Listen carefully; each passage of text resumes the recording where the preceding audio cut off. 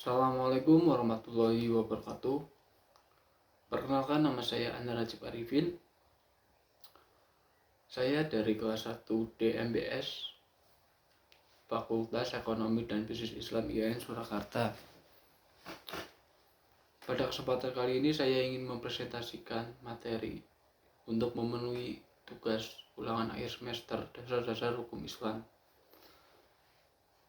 Ada 4 materi yang akan saya terangkan di sini. Yang pertama adalah pengertian ekonomi Islam. Yang kedua adalah perbedaan ekonomi mikro dan makro. Yang ketiga adalah hukum permintaan dan penawaran dalam ekonomi Islam. Dan yang keempat, yang terakhir adalah kebijakan fiskal dalam ekonomi Islam.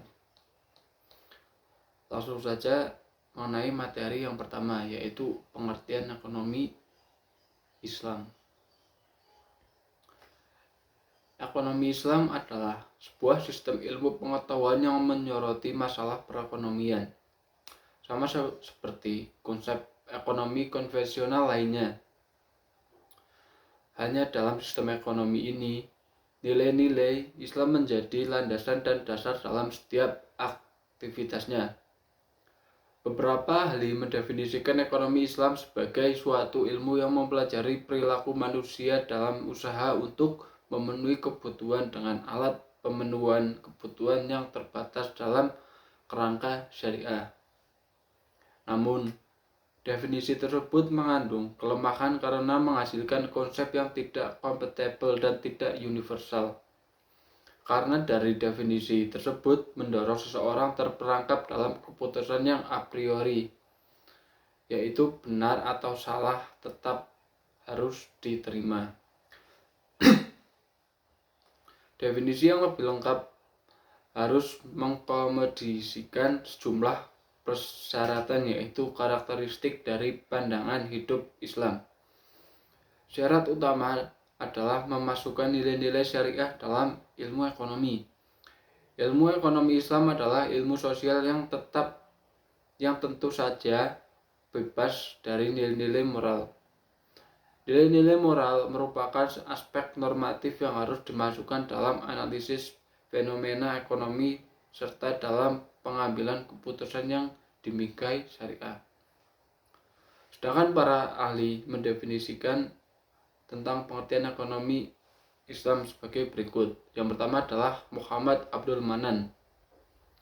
Muhammad Abdul Manan mendefinisikan tentang ilmu ekonomi Islam, yaitu ilmu pengetahuan sosial yang mempelajari masalah-masalah ekonomi masyarakat yang diilhami oleh nilai-nilai Islam. Sedangkan menurut M. Umar Chapra, ekonomi Islam adalah sebuah pengetahuan yang membantu upaya realisasi kebahagiaan manusia melalui alokasi dan distribusi sumber daya yang terbatas yang berada dalam koridor yang mengacu pada pengajaran Islam tanpa memberikan kebebasan individu atau tanpa perilaku makroekonomi yang berkeseimbangan dan tidak seimbangan lingkungan. Dan yang ketiga, menurut Syed Nawab Haidar Naqvi, ilmu ekonomi Islam singkatnya merupakan kajian tentang perilaku ekonomi orang Islam representatif dalam masyarakat muslim modern. Dan berdasarkan uraian di atas, dapat disimpulkan bahwa ekonomi Islam adalah suatu cabang ilmu pengetahuan yang beberapa untuk memandang, menganalisis, dan akhirnya menyelesaikan permasalahan-permasalahan ekonomi dengan cara-cara yang Islam. Menurut Abdul Manan, ilmu ekonomi Islam tidak hanya mempelajari individu sosial, melainkan juga manusia dengan bakat religi manusia itu sendiri. Selanjutnya adalah dasar hukum ekonomi Islam.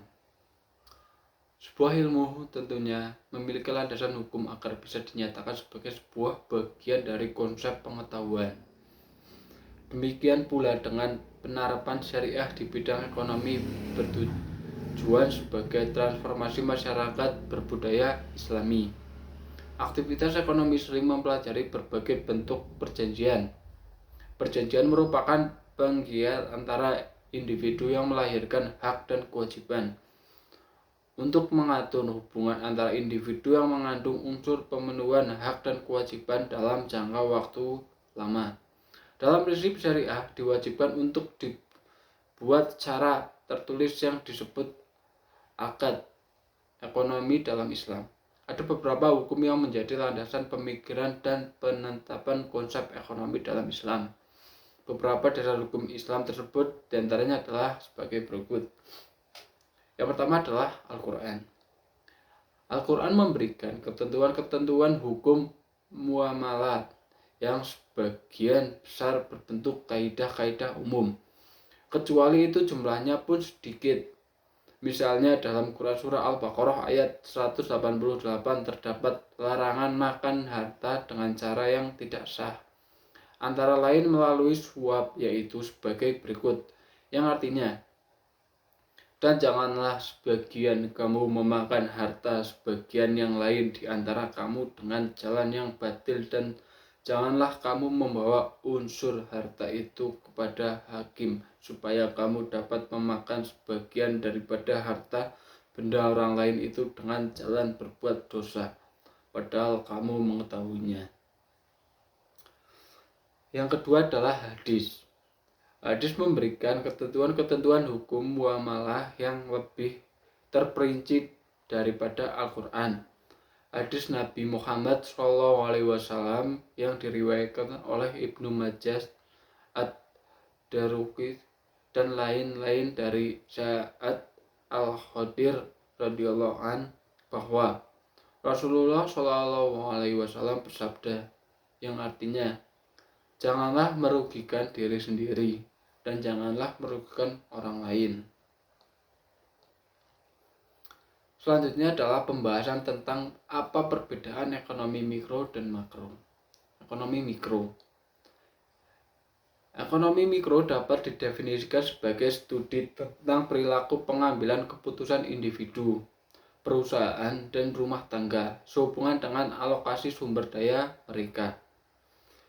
Ekonomi mikro berupa menemui faktor-faktor apa yang berkontribusi pada keputusan orang dan apa dampak pilihan itu terhadap pasar umum sejauh menyangkut harga, permintaan, dan pasokan barang dan jasa. Selanjutnya adalah ekonomi makro. Ekonomi makro adalah studi holistik tentang struktur, kinerja, perilaku, dan proses pengambilan keputusan ekonomi di tingkat nasional. Pada dasarnya, ekonomi makro adalah pendekatan top-down, ia berupa memahami perubahan dalam produk domestik bruto atau GDP negara, ekspektasi inflasi, dan inflasi mengeluarkan penerimaan dan pinjaman pada tingkat pemerintah atau kebijakan fiskal, pengangguran, dan kebijakan moneter. Perbedaan utama ekonomi mikro dan makro, bahwa ekonomi mikro dan makro adalah mengeksplorasi elemen yang sama tetapi dari sudut pandang yang berbeda. Perbedaan utama di antara mereka adalah ekonomi mikro berupa memenuhi perspektif umum di tingkat nasional, sementara ekonomi mikro berfokus pada perspektif individu atau di tingkat konsumen.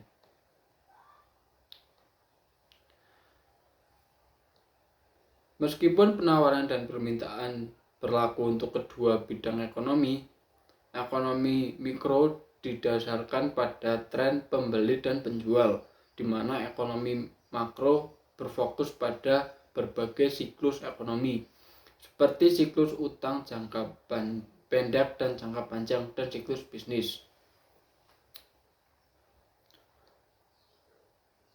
Selanjutnya adalah materi tentang permintaan dan penawaran dalam ekonomi Islam. Yang pertama adalah permintaan Islam. Menurut para ekonom, Permintaan dapat diartikan sebagai suatu barang atau jasa yang diminta pada tingkat harga tertentu dan dalam jangka yang tertentu pula dalam memperhatikan berbagai kondisi tertentu. Tentunya penafsiran permintaan secara Islami pun tidak jauh berbeda dari konsep permintaan selayaknya menurut pengertian orang-orang Barat yang hedonis. Yang membedakannya adalah bahwa dalam Islam kita harus memperhatikan syarat yang mengajarkan bahwa kita tidak bebas serakah, tidak boleh serakah dan mengeksploitasi sesuatu secara berlebihan karena akan mendampak buruk kepada kita. Dan Allah SWT pun senantiasa tidak menyukai orang-orang yang berlebihan. Adapun konsep hukum permintaan hedonis adalah bahwa jika harga turun, maka permintaan naik. Apabila harga naik, maka permintaan turun. Itulah konsep hukum permintaan yang hanya berfokus kepada jumlah barang dan harga saja, tanpa memperhatikan hubungan sisi religi terutama kehayalan dari barang atau jasa tersebut. Adapun tujuan seorang Islam melakukan permintaan adalah harus memberi faidah atau maslahah atau bermanfaat bagi dunia dan akhirat. Kita tidak boleh melakukan sesuatu yang sama sekali tidak ada kemaslahatan bagi kita. Contohnya apabila kita mengalokasikan pengeluaran kepada rokok, maka hal itu akan lebih berfaedah apabila kita membalikannya makanan yang bergizi. Kita pun tidak boleh melakukan permintaan atas barang atau jasa yang haram. Konsumsi atau permintaan barang yang haram selain secara syariat dilarang, konsumen berdosa dan nanti di akhirat mendapat balasan berupa siksa. Konsumsi barang haram juga memberikan dampak yang tidak baik. Di antaranya adalah 1. Merusak agama karena telah melanggar syariat. Yang kedua adalah pengaruh terhadap ibadah menjadi tidak khusyuk dan tingkat keikhlasannya berkurang. Yang ketiga adalah pengaruh terhadap akhlak yang semakin rusak dan jelek. Yang keempat adalah pengaruh terhadap kesatuan umat. Yang kelima adalah pengaruh terhadap kesehatan. Yang keenam adalah menimbulkan kerusakan dan kemerosotan.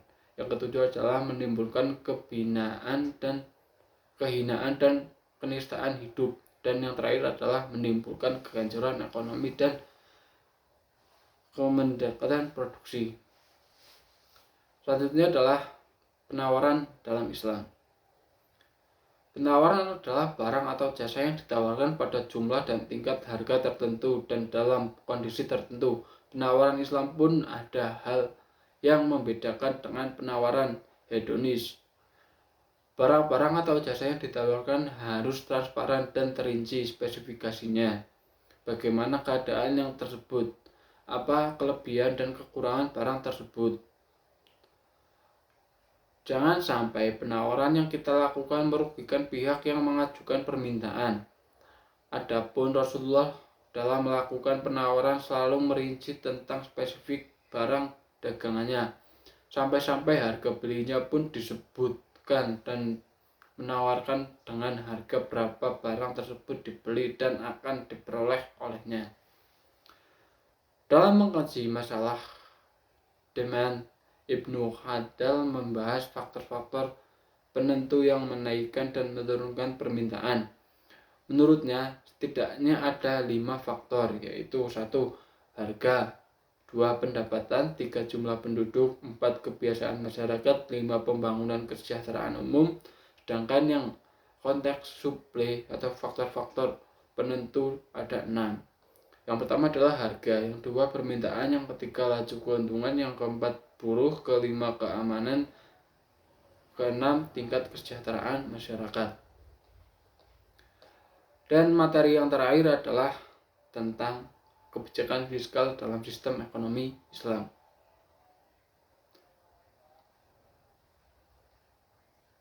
Kebijakan fiskal menurut ekonomi Islam diharapkan melaksanakan fungsi alokasi, distribusi, dan stabilitas dalam suatu negara yang mempunyai ciri khas tertentu dari nilai, orientasi, dimensi etika, dan sosial dalam mendapat dan mengeluarkan negara-negara Islam.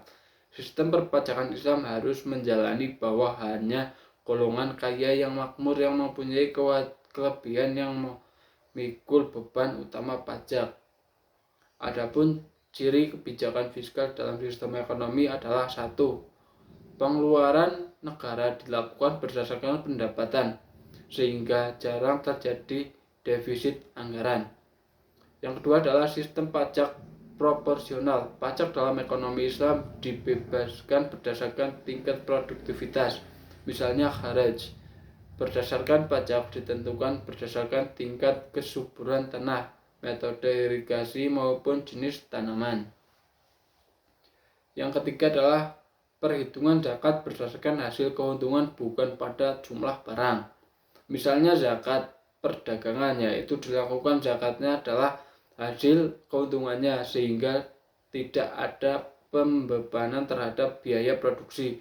Pada masa kenabian hingga masa kekhalifahan, kaum muslimin cukup berpengalaman dalam penerapan beberapa instrumen sebagai kebijakan fiskal yang diselenggarakan pada sistem ekonomi Islam. Mulai dari zaman awal Islam sampai kepada puncak kejayaan Islam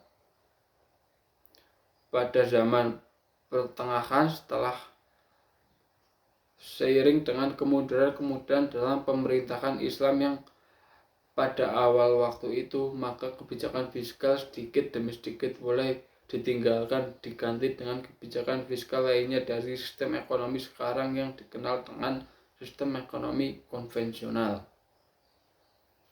Demikian materi yang bisa saya sampaikan. Apabila ada kekurangan, saya mohon maaf sebesar-besarnya.